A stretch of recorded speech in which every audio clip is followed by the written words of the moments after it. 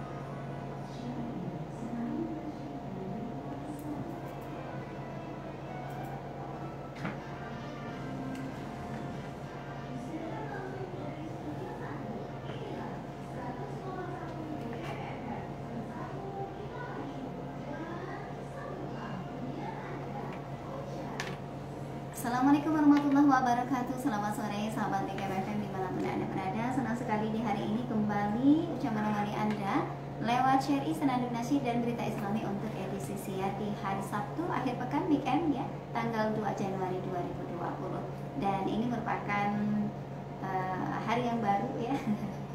Di tahun yang baru, tahun 2021. Iya, saya lupa 2021 untuk hari ini. Dan sahabat BKM dimanapun Anda berada, hingga nanti di pukul 20 waktu Indonesia Barat, banyak informasi yang bakal saya hadirkan untuk Anda. Ada seputar agama Islam, tausiah, pembacaan ayat suci Al-Quran, juga warta berita dari RRI Pro 3 Jakarta, dan informasi lainnya nanti juga di pukul 20 waktu Indonesia Barat. Seperti biasa di Sabtu kita hadirkan narasumber, ada Ustadz Susil Utomo nanti berbagi membahas kitab Nasu'in Ibad. Kali ini makalah yang ke-28, masih bab yang 29. Oh, 29 ya. dan masih bab yang ketiga. Iya. Baik, sahabat BKFM, kita jumpai beliau. Assalamualaikum Ustaz. Waalaikumsalam warahmatullahi. Iya, makalah yang ke-29 ini terkait dengan apa nih Pak? Kamakolah ini terkait dengan apa ya, bahwa saat kita ingin menguasai orang maka beri dia bantuan.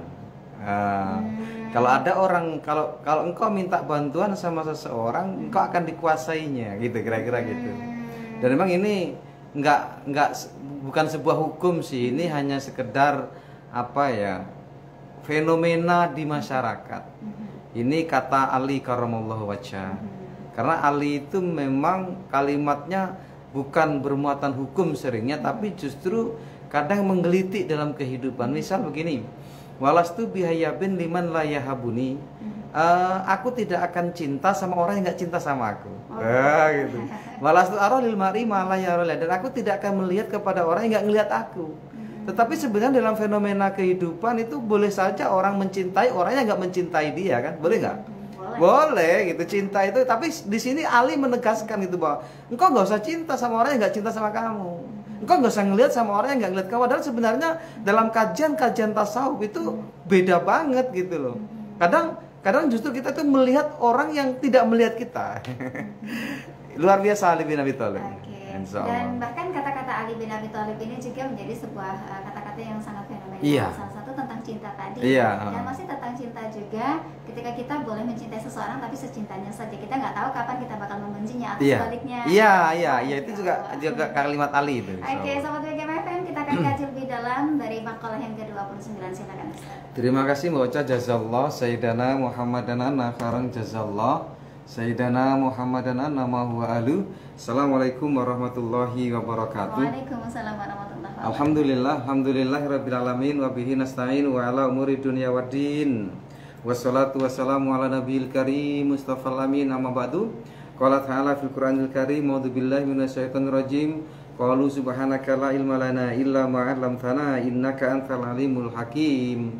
Wa qala alaihi salatu wassalam, man nasiya sholata alayya nasiya tariqal jannah. Wa qala aidan fi haditsin akhar, Allahumma faqihhu fid din wa alimhu tawil. Kaum muslimin dan muslimat, sahabat semua yang dirahmati Allah, pendengar Radio BKM, juga sahabat Facebook yang sudah hadir di live ini, insya Allah berkah pagi sore ini. Kita orang-orang yang memang dipilih oleh Allah mendapatkan keberkahan di sore ini, yang keberkahan sore ini akan sampai kita bawa ke hari esok, ke hari yang akan datang insya Allah. Dan juga bagi pendengar siapa saja yang sempat mendengarkan ini dan tidak memperingati atau sudah pulang memperingati tahun barunya. Karena tadi Mbak Ocha saya tanya nggak memperingati tahun baru. Di rumah saja atau di studio saja, sama juga seperti itu. Tapi intinya bukan bagaimana kita memperingati atau tidak memperingati, tapi bagaimana kita hadirkan dalam peringatan itu adalah ibadah. Dan ibadah itu kadang nggak harus berupa sholat, nggak harus berupa puasa, nggak harus berupa yang mata kita melihatnya, dia adalah ibadah. Boleh jadi di mata kita dia bukan seperti ibadah, tapi nilainya ibadah. Kenapa? Karena niatnya ibadah. Jalan-jalan itu bisa jadi ibadah loh Mbak, jangan salah. Jangan kemudian kita berpikir hanya orang yang pergi ke masjid yang ibadah. Orang yang jalan-jalan itu kalau niatnya memberikan kebahagiaan kepada anak-anaknya, dan di tempat itu kita bertadabur alam misal, itu juga sebagai ibadah. Allah akan menilainya ibadah. Kita ngumpul dengan kawan-kawan di malam tahun baru, kemudian kita niatkan infak, kita niatkan sedekah, memberikan makan kepada mereka, kemudian kita sedikit memberikan katakanlah wejangan sama mereka, itu juga sudah ibadah gitu loh. Artinya tidak monoton bahwa ibadah itu harus ke masjid dan kemudian harus duduk berzikir, tidak. Memberikan sedekah di malam tahun baru di seperti ini, kemudian kita berjalan tadabbur alam, itu juga sudah ibadah namanya. Kenapa? Di dalam kitab Ta'limul Muta'allim, sebelum kita masuk ini penting kita sampaikan, kam min amalin yatasawwaru bi surati amali dunya wa yasiru min amalil akhirah bi husniyah. Berapa banyak orang yang kelihatannya dia melakukan perbuatan yang perbuatannya itu kita pandang sebagai perbuatan dunia, tetapi dia menjadi perbuatan akhirat karena apa? Karena baiknya niat. Itu nah. Kebalikannya, kam min amalin yatasawwaru bi surati amalil akhirah wa yasiru min amalid dunya. Berapa banyak orang yang melakukan sepertinya melakukan perbuatan akhirat, tapi dia menjadi perbuatan dunia saja, nilainya dunia saja. Dia bersedekah tapi pamer, dia haji tapi ini, dia malam tahun baru mungkin dia sholat, tapi hanya untuk supaya dipamerkin orang, supaya dilihat orang. Maka dia tidak nilainya ibadah, bukan nilai akhirat, tapi nilainya nilai dunia. Kenapa? Bisu'in niyah, karena niatnya yang buruk. Maka insya Allah di tahun 2021 ini kita ke depan sampai menyelesaikan tahun ini menjadi orang-orang yang diberkahi Allah. Ala hadhihi niyah wali mu'allif hadzal kitab nafa'ana bi ulumihil Fatihah. A'udzubillahi minasyaitonir rajim. Bismillahirrahmanirrahim. Alhamdulillahirabbil alamin arrahmanirrahim maliki yaumiddin. Iyyaka na'budu wa iyyaka nasta'in ihdinas siratal mustaqim siratal ladzina an'amta 'alaihim ghairil maghdubi 'alaihim waladdallin. Baik. Ibu Suliam sedang menonton di Facebook. Terima kasih Ibu. Beliau ini adalah pembina majelis, bukan majelis taklim, pembina Yayasan Dakwah Islam Thariqatul Jannah insyaallah. Di ITJ. Baik. Makalah yang ke-29 An Ali radhiyallahu an, dari Ali. Ali di sini siapa? Mantunya Rasulullah. Dia adalah anak pamannya Rasulullah. Dia adalah suaminya Fatimah. Yang sebagian ulama bahkan kalangan tabi'in itu memaknai atau menggambarkan sosok yang satu ini luar biasa. Bahkan ada kalimat yang mengatakan Rasulullah Madinatul Ilmi wa Ali babuha. Jadi Rasul itu adalah kotanya ilmu, sementara Ali adalah pintunya. Saking mulianya di mata para tabi'in dan para sahabat. Bahkan beliau dijuluki sebagai Al-Murtadha. Siapa Al-Murtadha? Radhiyallahu an, yaitu orang yang diridhoi oleh Allah jalan hidupnya. Karomah wajah juga bisa apa? Allah memuliakan dirinya. Wajah itu wajahnya, tapi bukan maksudnya wajahnya adalah diri dari Ali itu sendiri insyaallah. Apa yang dikatakan beliau? Tafaddal ala man syi'ta. Tafaddal di sini artinya bisa silahkan, tetapi maksudnya bukan silahkan, tapi berikan manfaat, berikan rizkimu kepada seseorang yang engkau kehendaki, berikan pertolonganmu kepada orang yang engkau kehendaki, berbuat baiklah kepada dia. Kemudian apalagi? Mungkin engkau memberikan ilmu kepadanya, memberikan nasihat kepadanya, engkau beramah-ramah dengannya, engkau bermurah hati dengannya, engkau memberikan senyum kepadanya. Atau di sini dalam bahasa yang global, ahsin ilaih, engkau berbuat baiklah kepadanya. Itu maksudnya. Wa an'im alai, dan berikan nikmat kepadanya. Nikmat itu bukan hanya senyuman, nikmat itu bukan hanya bagaimana engkau di depan dia baik, bukan, tetapi nikmat di sini adalah sedekah kepadanya. Atau mungkin kalau sedekah tidak bisa, kita memberikan pertolongan saat dia minta tolong ataupun dia tidak minta tolong. Dan ini gambaran sifat yang dimiliki Rasulullah. Jud wal karom itu lengkap. Rasul itu punya jud dan karom. Rasul itu punya sifat jud dan karom. Apa itu? Yaitu Rasul punya sifat memberi saat diminta dan memberi saat tidak diminta. Nah, apa kemudian hasilnya di sini? Fa anta amiruhu, maka engkau akan menjadi orang yang menguasainya. Engkau akan menjadi penguasa dia. Engkau akan bisa memanage dia. Engkau akan bisa menjadikan dia anak buahmu. Walaupun sebenarnya dalam kalimat ini Ali bukan kemudian mewajibkan atau menjadi hal yang harus dilakukan, tidak. Karena Ali bin Abi Thalib ini sering perkataannya itu sekedar himbauan, dan kadang himbauan itu menjadi kenyataan di dalam kehidupan. Nah itu, seperti saya sampaikan tadi. Nah, wa anta amiruhu, engkau kalau bisa melakukan ini, engkau akan menjadi penguasanya. Tetapi sebenarnya di balik nasihat ini, kaum muslimin dan muslimat, kita tidak juga boleh kemudian berniat memberikan kepada orang, berniat bersedekah kepada orang, tapi kita niatkan ingin menguasainya, tidak boleh. Tetapi kata Ali, walaupun engkau tidak niat untuk menguasainya, secara otomatis dia akan terkuasai oleh engkau. Misal nih Mbak, nggak mungkin orang yang kita beri kemudian mereka sulit dengan kita, itu nggak mungkin. Nggak mungkin orang yang sering kita kasih mangkok, mangkok sama isinya, bukan hanya mangkok saja. Nggak mungkin dia nggak akan menjaga rumah kita saat kita pergi, itu nggak mungkin.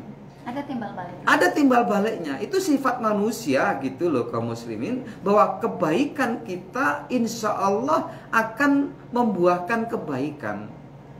Kita menendang bola ke dinding, itu mantulnya ya seberapa tendangan kita. Mantulnya kasih sayang orang kepada kita itu tergantung pada bagaimana kita menyikapi mereka, bagaimana kita memberikan sesuatu yang mungkin selalu tidak berharga sih. Mungkin kita baru mampu memberikan kepada anak-anak mungkin uang 2.000, mungkin uang 5.000. Mungkin kita sama tetangga baru mampu memberikan mungkin sayur yang memang kita buat agak banyak. Hanya itu yang kalau dirupiahkan nggak ada nilainya. Mungkin kita masih bisa hanya memberikan kepada tetangga itu senyuman. Ini kalau sudah senyuman aja nggak mau, makanan apa lagi, mau jadi apa? Apa yang diambil oleh tetangga kita dari diri kita? Nah seperti itu Mbak. Makanya Ali bin Abi Thalib ini sangat luar biasa menggambarkan bagaimana kalau engkau ingin menguasai seseorang, maka berbuatlah baik kepadanya, berikan kebaikan kepadanya, berikan pertolongan kepadanya, berikan harta yang memang saat dia ingin kepada hal-hal yang demikian itu insya Allah. Jadi itu in ahsanta ila sahsin, atau kalau bahasa yang lain adalah di sini disebutkan dalam kitab, jika engkau berbuat baik kepada seseorang bil ato, dengan memberikannya kepada dia, sirta amiran lahu, maka engkau akan menjadi penguasanya. Nah, jadi gambarannya bahwa Ali bin Abi Thalib itu sudah membatasi, walaupun kita tidak punya niat menguasainya, nanti akan terkuasai sendiri. Orang kalau kita tanamkan kebaikan kita kepada mereka, mereka akan ada keseganan kepada kita. Orang yang kita beri makan setiap hari, maka dia akan ada rasa yang mahabbah, sebenarnya mahabbah kepada kita. Karena sejatinya orang itu akan mencintai kepada orang yang sering empati kepadanya. Jadi dia tetap akan merasa lebih dekat kalau dia itu diperhatikan. Dan perhatian kita itu nanti akan menghasilkan penguasaan kepada mereka. Nah, kalau kita memang ada sebagian di masyarakat tuh dia nggak kaya, dia hidupnya biasa saja, dia nggak banyak harta, tapi dia murah senyum, dia ini mudah menolong, ada kesibukan, ada sesuatu yang memang harus ditolong di lingkungannya, dia hadir, dia sebagai orang yang supel, dia sebagai orang yang bisa menguasai keadaan. Itu kalau nggak ada dia, itu nggak nyaman justru acara. Kalau ada dia, acara itu selesai. Kalau ada dia, acara itu beres. Itu yang gambarannya orang yang memang tidak harus punya harta untuk menguasai seseorang. Karena di sini Ali bin Abi Thalib nggak harus harta juga. Ahsin itu adalah kebaikan. Yang kita berikan adalah kebaikan. Dan memberikan harta kepada orang itu bahagian dari kebaikan. Tetapi bukan harus harta untuk menguasai mereka. Jasa itu juga luar biasa. Orang yang menanamkan jasa kepada kita sampai mati, kita akan mengingatnya. Rugi kita, bahkan terlaknat kita kalau sampai kita melupakan jasa-jasa orang yang di dalam hidup kita ini. Begitu insya Allah. Kemudian was'al man syi'ta fa anta asiruhu, dan mintalah kepada seseorang yang engkau kehendaki, yang kau mau, apapun permintaan itu dari sesuatu yang engkau butuhkan, maka fa anta asiru, engkau akan menjadi orang yang dikuasainya, engkau akan menjadi tawanannya. Jadi hindarkan, maksudnya Ali itu jangan mudah-mudah untuk meminta pertolongan kalau memang masih bisa menyelesaikannya sendiri. Jangan hutang kalau memang masih bisa tidak hutang. Jangan minta harta kepada orang, jangan minta pertolongan kepada orang, jangan minta jasa orang sampai tertanam dalam diri kita. Kenapa? Kalau itu kita lakukan, nanti pada akhirnya kita akan menjadi tawanan dia. Ada nanti muncul perasaan-perasaan tidak nyaman. Di dalam kitab ini disebutkan was'alin nas, atau engkau mintalah kepada manusia matahtaju minal mal, apa yang engkau kehendaki, apa yang engkau inginkan dari harta, wal ilm, dari ilmu. Fa in ihtajta ila syahsin fi dzalika, kalau engkau membutuhkan sesuatu itu kepada seseorang, sirta abdan lahu, engkau akan menjadi hambanya. Coba tuh, berat memang. Apalagi kalau kita kondisinya memang harus meminta kepada orang. Apakah kita minta hutang? Apakah kita minta bantuan? Berat memang. Walaupun di dalam Islam meminta bantuan itu juga boleh. Nah, kemudian bagaimana kondisi orang yang kita minta? Misal kita adalah orang yang diminta untuk itu, sebaiknya kita juga nggak menjadikan dia seorang hamba, nggak menjadikan dia sebagai tawanan kita. Jangan aji mumpung, wah mumpung dia minta tolong sama saya, dia akan saya peletet. Tahu peletet nih, tahu mbak? Dipeletet itu diintimidasi. Nanti setelah kita menolong, kita akan manfaatkan dia agar dia bisa menolong pekerjaan kita, agar dia bisa membantu kita. Itu juga sebenarnya tidak boleh.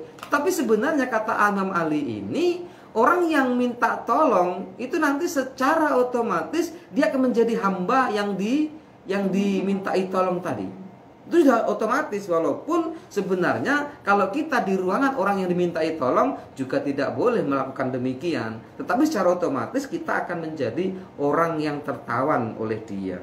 Li'annan nufusa jabalat bihubbi man ahsana ilaiha. Karena sebenarnya jiwa itu ada kecenderungan.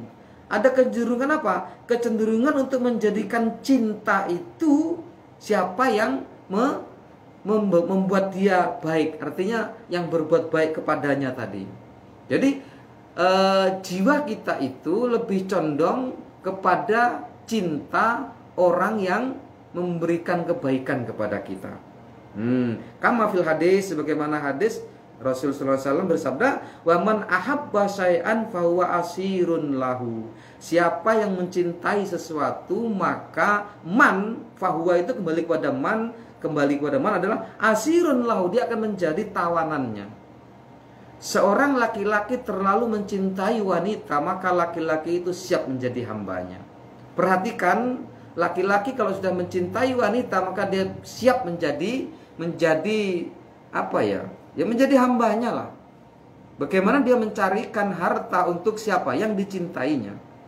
Bagaimana dia mencintai anak, kemudian dia harus mencarikan harta untuk anaknya. Menyelesaikan hidupnya, membuat hidupnya wajar, membuat hidupnya tentram, membuat hidupnya nyaman, membuat hidupnya layak seperti orang lain.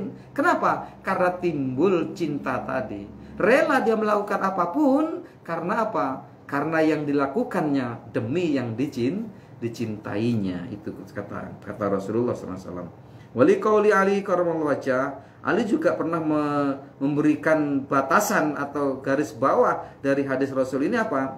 Ana abdun man allamani harfan fa in syaa ba'ani wa in syaa a'taqani. Kata Ali bin Abi Thalib, ini masyhur banget.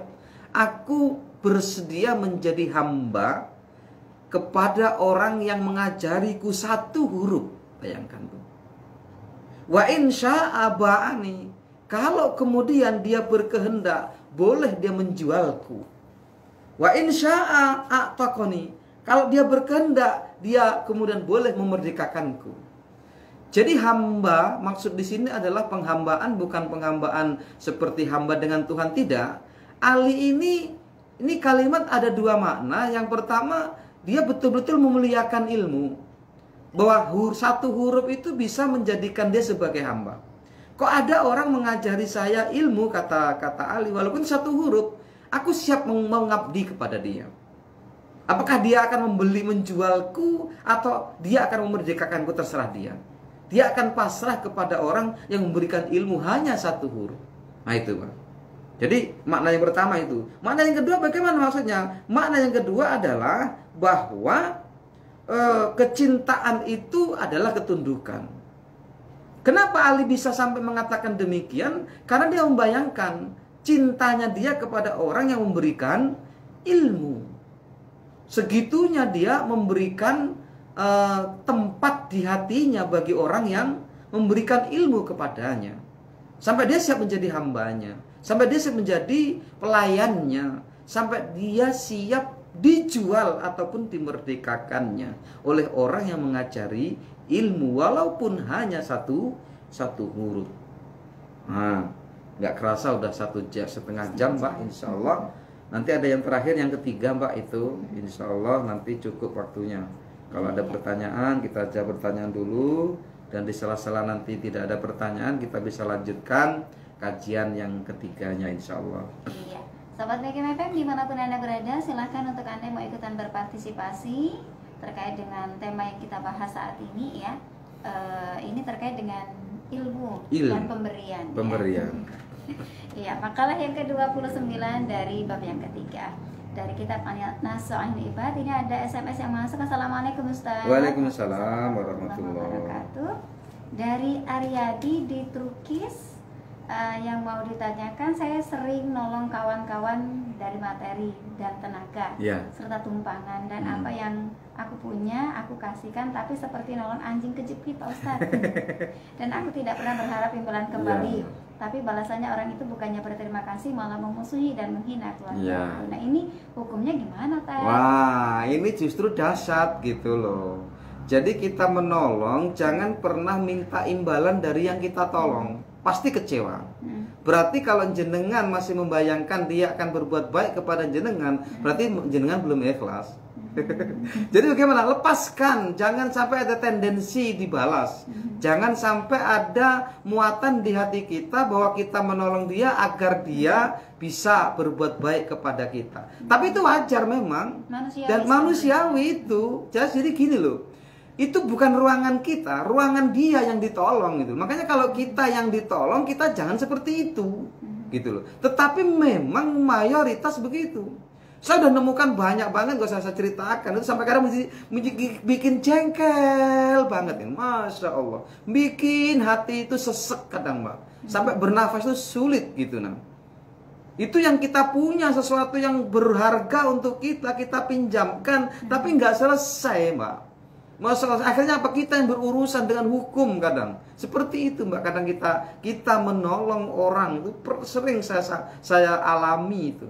Kita menolong keluarga juga begitu. Kalau tendensinya dia harus tunduk sama kita, ketika dia tidak tunduk sama kita, ketika dia tidak menghormati kita, kemudian kita langsung menghardik dia atau langsung menyalahkan dia, itu salah bagi kita.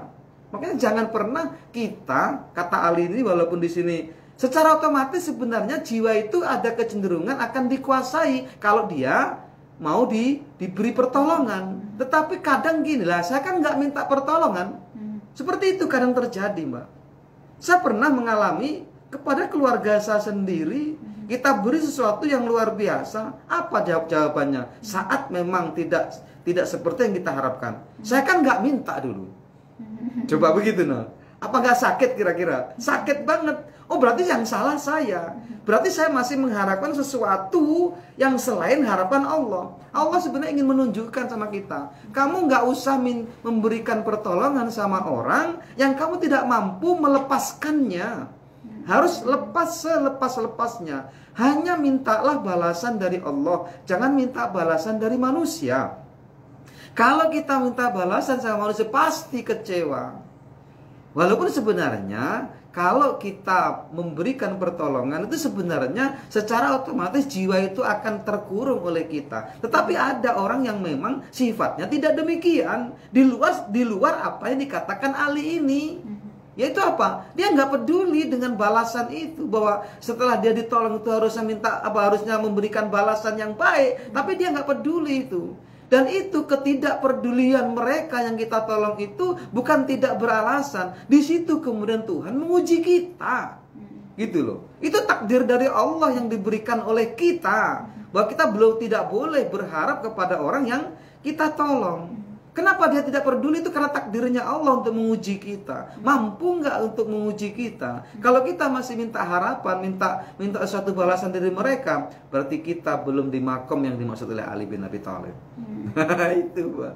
Memang berat ini udah kajiannya udah kajian hampir-hampir tasawuf ini. Hati di sini yang berperan gitu. Dan yakinlah ketika apa yang sudah kita tanam pasti bakal kita keluar. Tapi kapan dan di mana? Bukan harus kepada orang yang itu.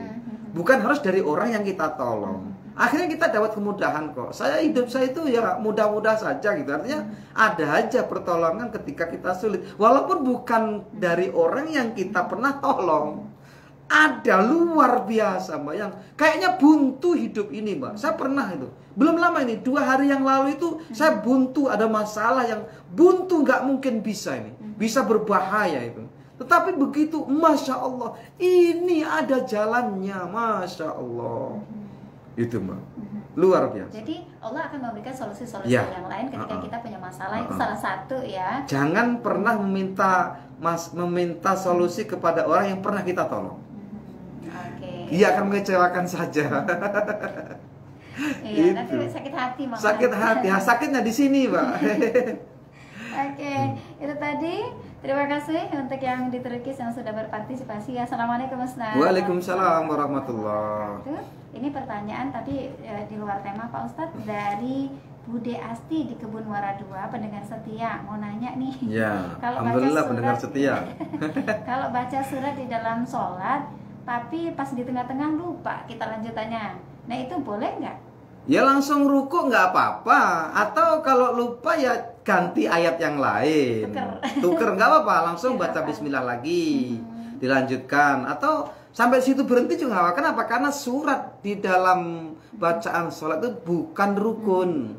Ditinggalkan juga nggak apa-apa. Gitu loh. Tetapi memang sebaiknya kita selesaikan. Kalau nggak bisa selesai sampai di situ, kok kemudian maknanya bisa menggantung mungkin. Maknanya bisa la ilaha, terus lupa misal, kan bahaya itu. Maka diganti dengan ayat yang lain lah. Jangan sampai tidak selesai. Seperti itu Mbak. Jadi surat yang dalam bacaan kita setelah Fatihah itu bukan rukun. Bahkan dia sunnahnya pun bukan abad, tetapi sunnah hayat. Apa sunnah hayat? Sunnah hayat itu tidak harus ditutup atau disempurnakan dengan sujud sahwi. Kecuali sunnah abad, dan mayoritas mazhab Syafi'i itu mengatakan sunnah abad dalam salat itu hanya ada 2. Apa? Kunut dan tahiyat awal. Kalau jenengan ketinggalan kunut dan tahiyat awal, maka harus ditembel dengan sujud sahwi. Ini mazhab Syafi'i. Terlepas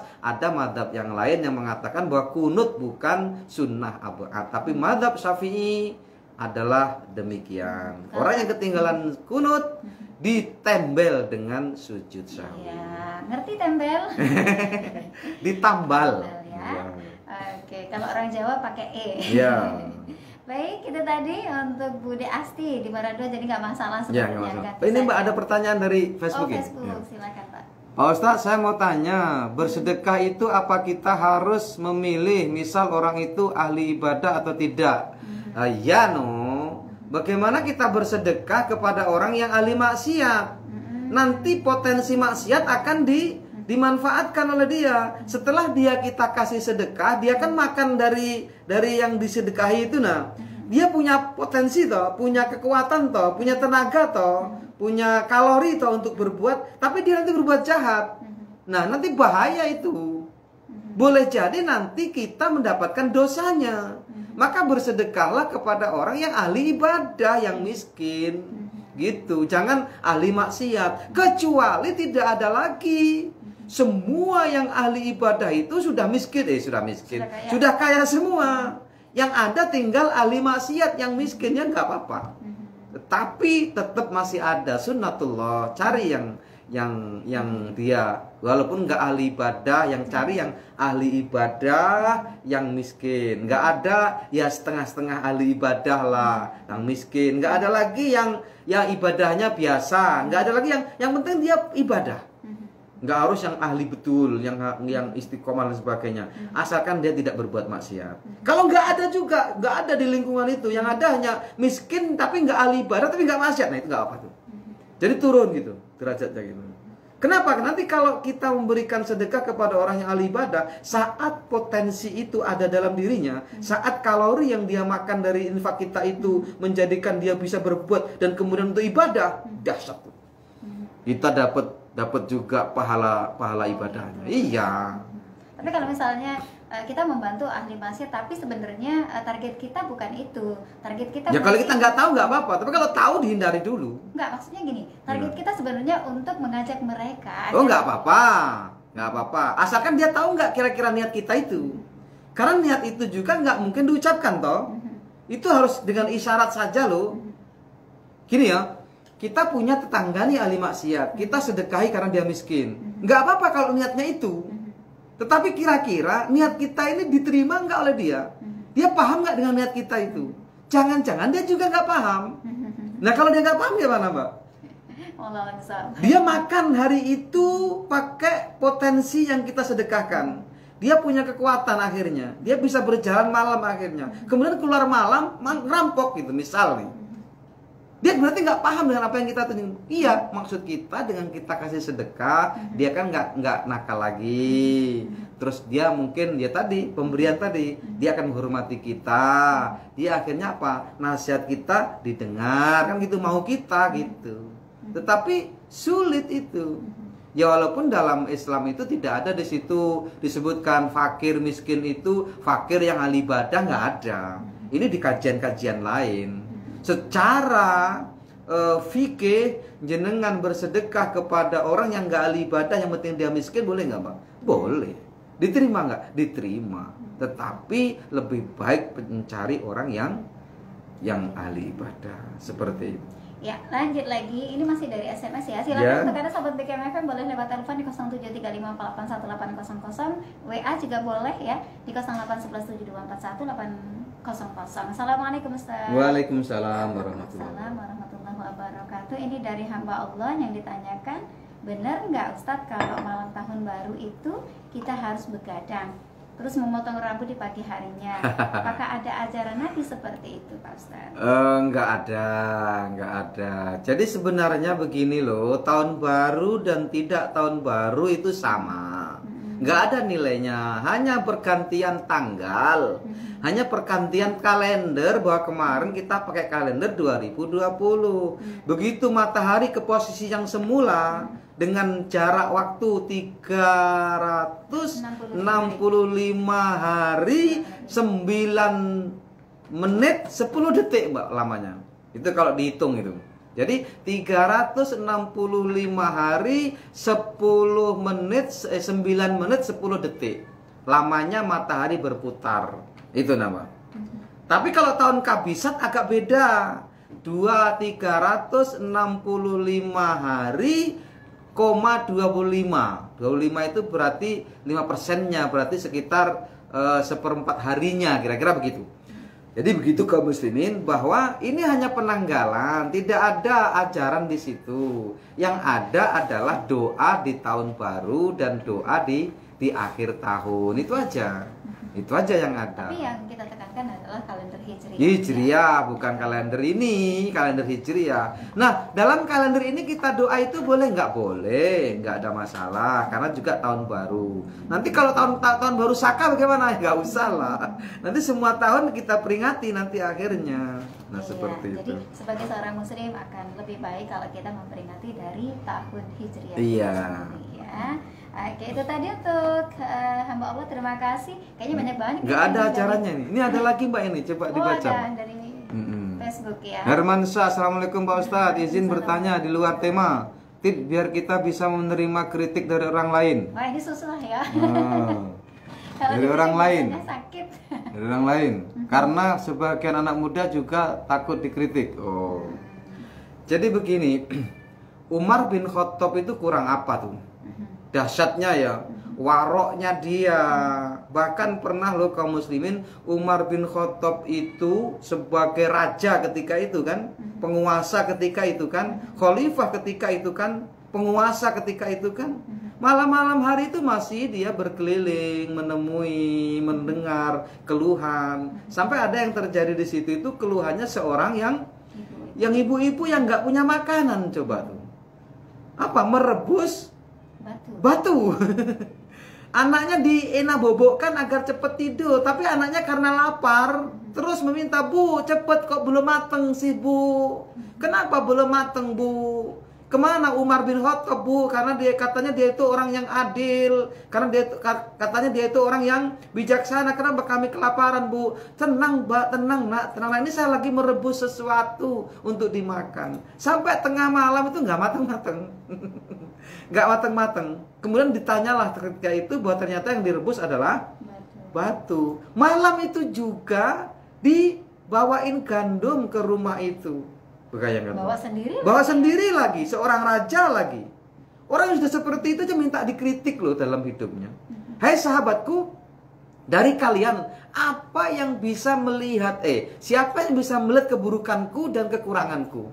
Apa? Ada sahabat yang berdiri, "Hai Umar, aku cinta dengan kamu, tapi aku tidak suka dengan kamu." Bayangkan tuh. Sahabat Rasulullah itu seperti itu. Coba kalau kita kira-kira siap nggak dikritik seperti itu? Berat banget. "Aku tidak sukanya apa? Karena engkau kalau makan pakai 2 lauk." Sampai makannya khalifah aja dikritik tuh kaum muslimin. Siap nggak kita? Nah, kenapa? Karena Rasul mengajarkan makan untuk 1 lauk. Kenapa engkau 2 lauk? Berarti engkau bermewah-mewahan. Semenjak itu Umar bin Khattab tidak lagi makan dengan 2 lauk. Berarti apa? Dia menerima kritik itu. Nah, itu contoh kecil bagaimana kita bisa menerima kritik orang lain. Sepedes apapun sebenarnya itu adalah untuk membangun. Kenapa? Karena sebenarnya sahabat yang nggak benar berjumlah 1000 itu tidak lebih baik dari musuh yang hanya 1. Gitu no.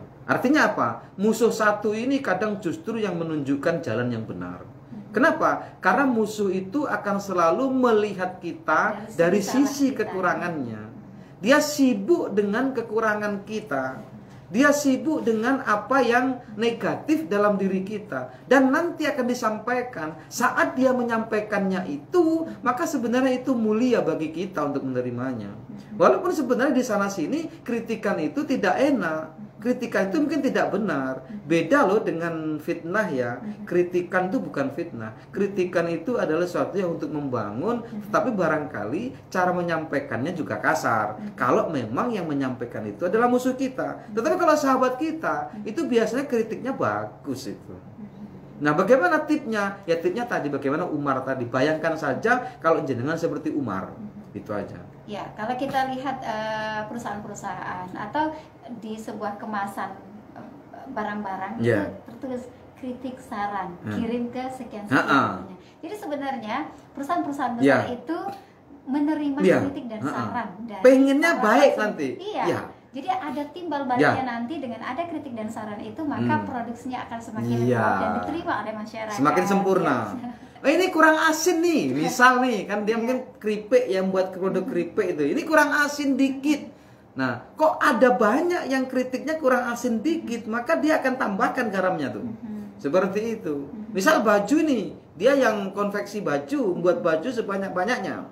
Nah, nanti akan dilihat kritiknya seperti, oh ini bajunya agak miring sedikit di sebelah sini, ini harusnya jahitannya seperti ini. Kan penting tuh, baik juga gitu loh. Jadi tipnya adalah gimana ya, sulit ngomongkannya ya. Ya tipnya adalah menerima gitu, menerima bahwa itu bukan sebuah intimidasi, bukan sebuah perang, bukan sebuah hinaan, tapi sebuah membangun lah. Ada pembangunan di situ. Jadi kan cambuk untuk memotivasi kita jauh lebih baik lagi ya. Oke, itu tadi dari Facebook. Lanjut lagi. Assalamualaikum Ustaz. Waalaikumsalam warahmatullahi wabarakatuh. Ini dari hamba Allah di Batu Mata yang ditanyakan, kalau kita dapat bantuan nih Pak dari pemerintah, katakanlah BLT gitu, atau bantuan bedah rumah, apakah harta tersebut kita wajib untuk mengeluarkan zakat malnya? Berapa bantuannya? Tidak disebutkan. Nah, ada dua pendapat. Pendapat yang pertama, tidak usah karena dia bantuan. Karena gini loh, nggak semua, misal gini, kita dibantu 1 miliar oleh pemerintah misalnya, itu ada ulama yang berpendapat karena dia sepatnya bantuan dan sekonyong-konyong kita jadi kaya, itu nggak perlu dizakati, nggak perlu dikeluarkan zakatnya. Nah, ada ulama yang berpendapat perlu dizakati. Seberapapun yang kita dapatkan, gitu. zakati agar lebih bersih harta Ya, kita. Ya, jadi tergantung bagaimana kita mau ngambil dari Iya, mana iya. ya. Oke, Syariah, assalamualaikum. Iya, halo, assalamualaikum. Iya, dengan siapa di mana? Mbak Yati, silakan Mbak. Ya.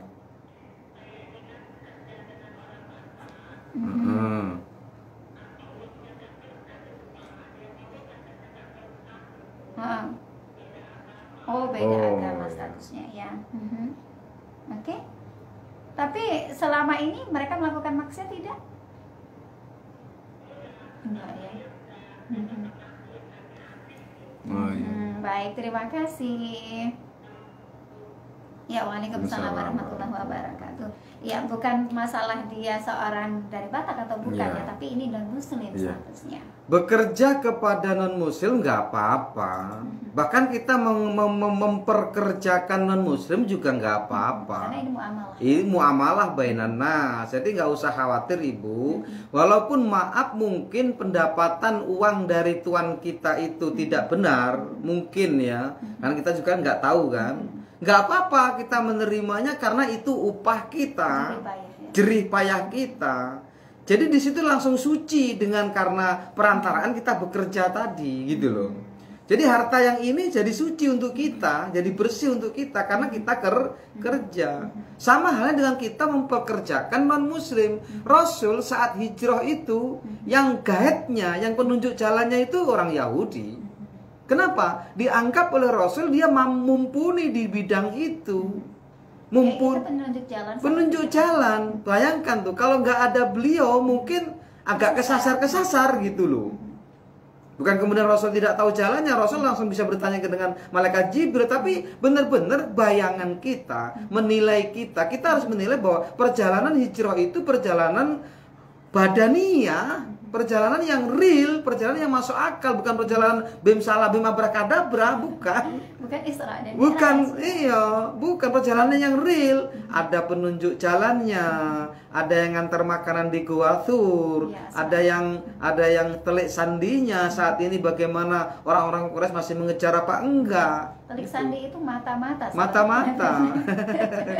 Seperti Jadi itu. saya harus ngerti sedikit nih Iya. bahasa-bahasa. Jadi Mbak, nggak apa-apa kita bekerja dimanapun. Bahkan ada sebagian ulama berpendapat orang yang bekerja di bank pun masih dalam keadaan boleh, walaupun bank itu bank konvensional. Kalau memang tidak ada Iya, yang lain. sip begitu Mbak. Jadi yang kerjanya sudah masih boleh, walaupun kita tahu bahwa di situ banyak riba terjadi, masih dalam keadaan boleh, walaupun ada sebagian ulama mengatakan tidak boleh.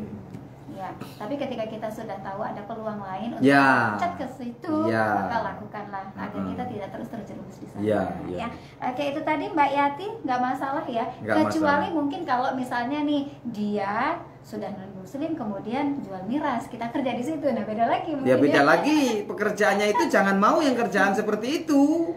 Yang kerjaan kita yang juga kerjaan syar'i loh ya, jangan kerjaannya nggak syar'i. Kerjaan kita disuruh nunggu kafe yang di situ ada germonya, jangan mau. Jadi, Kerjaannya yang real, yang nyapu, masak, boleh kan pekerjaan itu?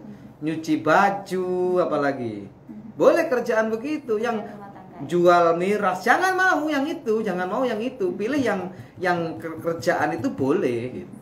Bener itu Mbak, harus ditekankan begitu. Oke. Itu tadi untuk Mbak Yati, terima kasih. Assalamualaikum Ustaz. Waalaikumsalam warahmatullahi wabarakatuh. Ini pertanyaan di luar tema dari hamba Allah yang ditanyakan adalah bagaimana Pak Ustadz kalau kita ada orang yang meminta bantuan kepada jin, dan apakah nanti kita tertawan seperti halnya yang disampaikan oleh Ali bin Abi Thalib tadi? Iya, Jadi gini loh, kita itu nggak boleh itu ada transaksi dengan jin. Tapi kalau kita nggak transaksi itu nggak apa-apa. Sekarang kan ada identik nih pemahaman bahwa orang yang makai katakanlah menyan itu identik dengan kemusyrikan ya. Orang yang memakai garu identik dengan kemusyrikan. Enggak sebenarnya. Di situ harus dipilah-pilah dulu. Niat dia untuk membakar dupa itu apa? Mengharumkan ruangan kan? Membakar garu itu untuk apa? Bukan untuk manggil jin. Ya kalau kemudian terus jinnya datang, ya itu terserah jinnya. Kita kan nggak manggil.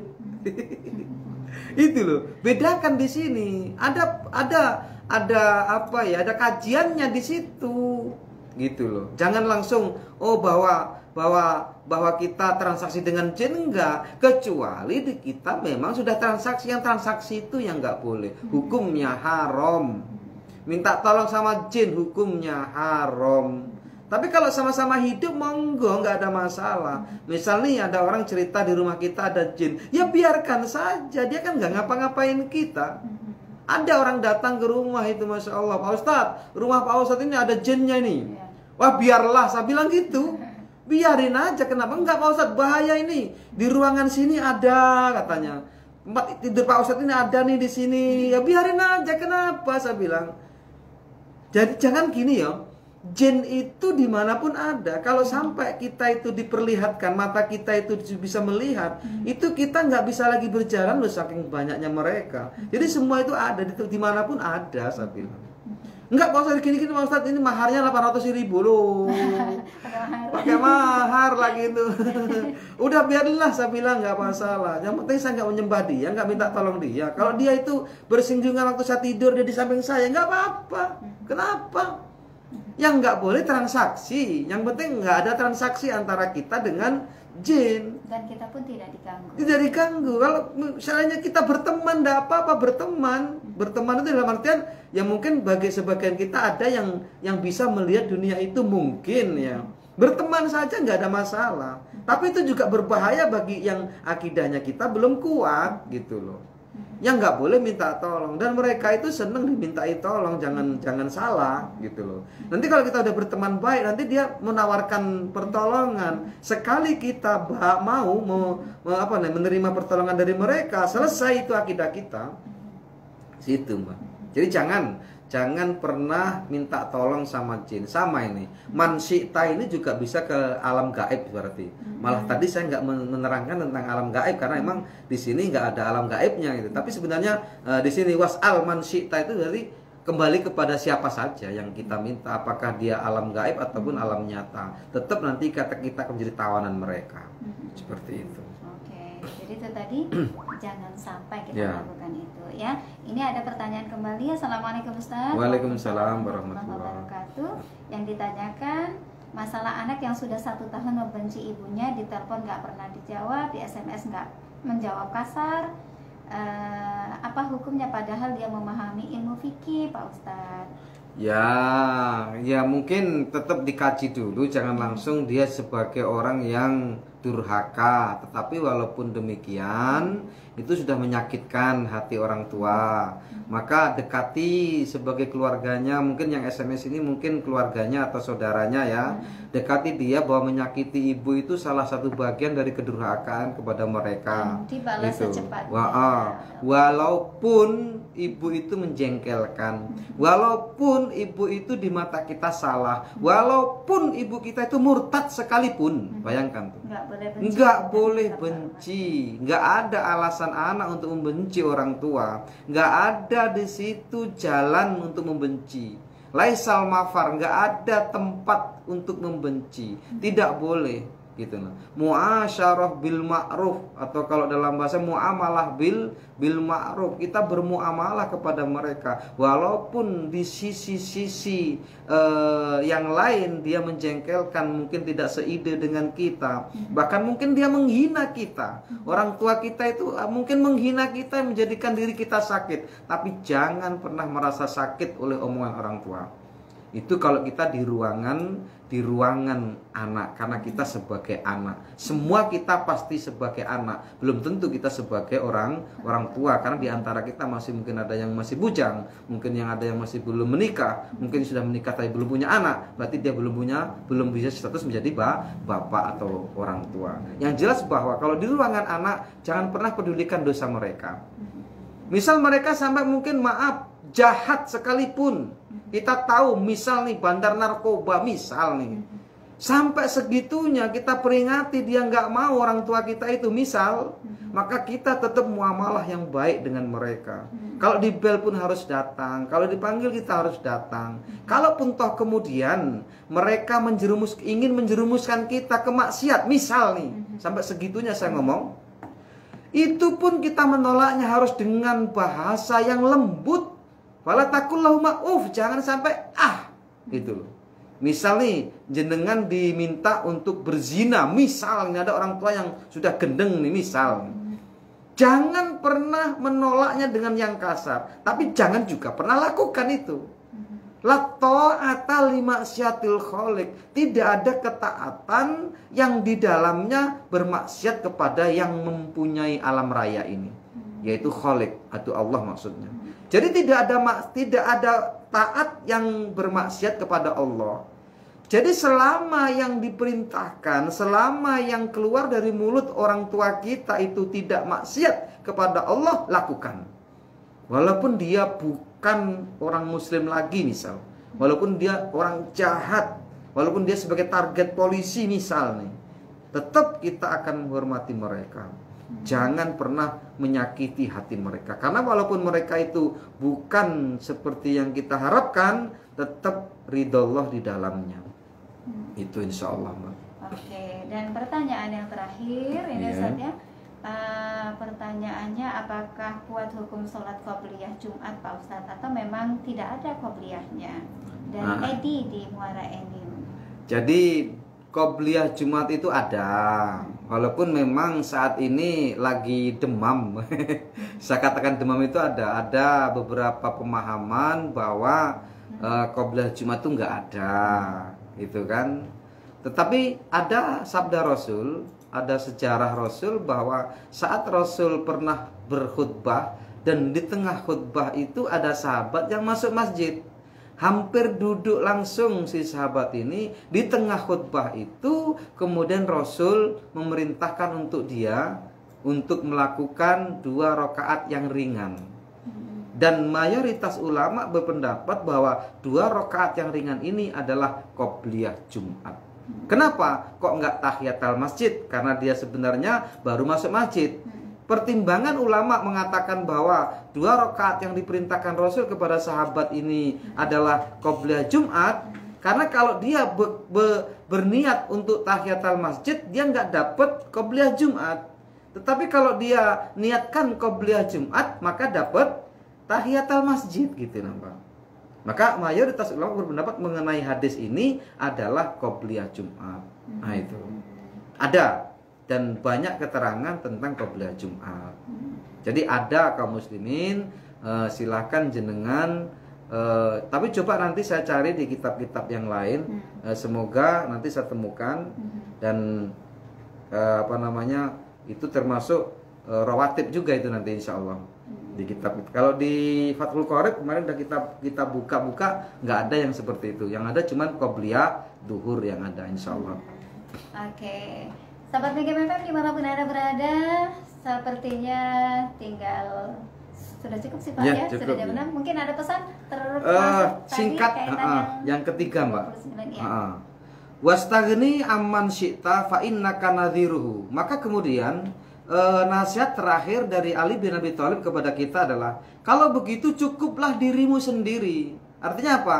Kamu jangan menginginkan, kamu jangan membutuhkan kepada orang yang engkau kehendaki. Artinya kamu nggak usah butuh sama orang lain, nggak usah minta sama orang lain. Kalau nanti ada orang lain yang mungkin mau memberikan pertolongan saat kita masih bisa melakukannya, jangan kemudian menerima pertolongan itu. Fa innaka nadhiru, maka engkau akan jadi seorang yang seimbang.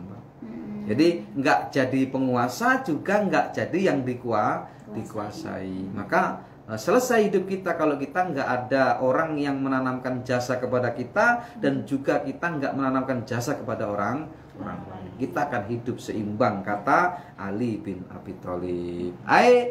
Aktafi bima indaka minar rizki. Oke, itu nggak usah dianukan. Ini saja yang bisa sampaikan. Innamal likulli jurhin bur'un walabur ali majarah lisan. Kalau pedang lagi masih harapan sembuh, kalau lisan lukai hati kemana pun anda dicari. Tamalik ka fi yaumil qadim insyaallah. In uridu illa li salah mastatatu. Wassalamualaikum warahmatullahi wabarakatuh. Waalaikumsalam warahmatullahi wabarakatuh. Ya, sahabat BGM FM dimanapun anda berada, menarik sekali ini terkait dengan muamalah dengan saudara-saudara di sekitar kita ya. Jadi memberi, menerima itu sudah menjadi sunnatullah, dan yang terpenting adalah ketika kita sudah memberi, jangan meminta balasan kepada manusia, karena pasti apa yang sudah kita tanam akan bakal kita tuai hasilnya, walaupun kita tidak tahu kapan, di mana, dan pada siapa orang mana yang bakal memberikan sebuah rezeki yang diberikan oleh Allah melalui orang tersebut ya. Baik di dunia maupun di akhirat pasti akan kita tuai nantinya apa yang sudah kita perbuat di dunia ini. Dan mudah-mudahan apa yang kita hadirkan hari ini bermanfaat untuk menambah wawasan kita. Di Sabtu yang akan datang kita hadirkan kembali pembahasan tentang kitab Nasu' Ibad untuk makalah yang ke-30 Ustaz ya. Insyaallah. Yang ketiga. Dan kita akhiri, wassalamualaikum warahmatullahi wabarakatuh.